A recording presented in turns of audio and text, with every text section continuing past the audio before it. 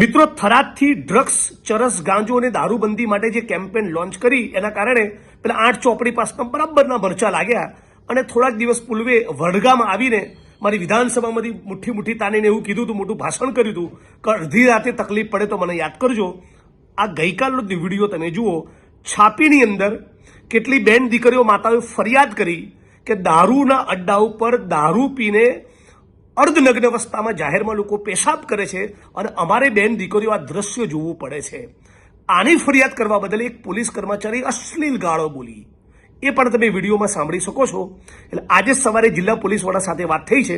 એમણે બહુ પોઝિટિવ મને પ્રતિભાવ આપ્યો કે જિગ્નેશભાઈ, ફક્ત આ છાપી નહીં, જ્યાં પણ દારૂ જુગારના અડ્ડાની માહિતી તમારા સુધી મળે એ પ્લીઝ અમને પહોંચાડો. હું કડકમાં કડક એક્શન લેવા માંગુ છું. તો વડગામ વિધાનસભાના સર્વ સમાજના લોકોને પણ અપીલ કરું છું કે તમે તમારા ગામમાં મૂંગા બેસી રહેશો ને મૌન ના રહેશો. આપણા મૌનના કારણે દારૂનો અડ્ડો ખુલ્યો, પછી ચરસ આવતું થયું, ગાંજો આવતું થયો અને વડગામમાં અનેક જગ્યાએ ડ્રગ્સ આવતું થયું છે. અનેક દીકરીઓ, માતાઓ, બહેનો વિધવાઓ થઈ.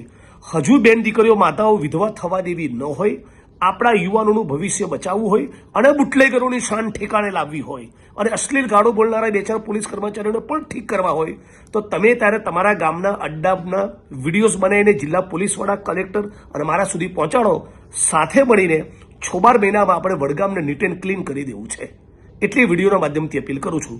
જે પણ બેન દીકરીઓ, માતાઓ બુટલેગરોના ત્રાસનો ભોગ બની હોય એ મારો સંપર્ક કરે, મારા કાર્યાલયનો સંપર્ક કરે. છાપીની આ ઘટનામાં જે પણ પોલીસ કર્મચારી અશ્લીલ ગાળો બોલી છે કાંઈ જાહેરમાં માફી માંગે અથવા તો રેન્જ આઈજી અને જિલ્લા પોલીસ વડા એમની સામે એક્શન લે. આવું સમગ્ર સમાજના લોકો વતી, છાપી ગામ વતી હું માગણી કરું છું.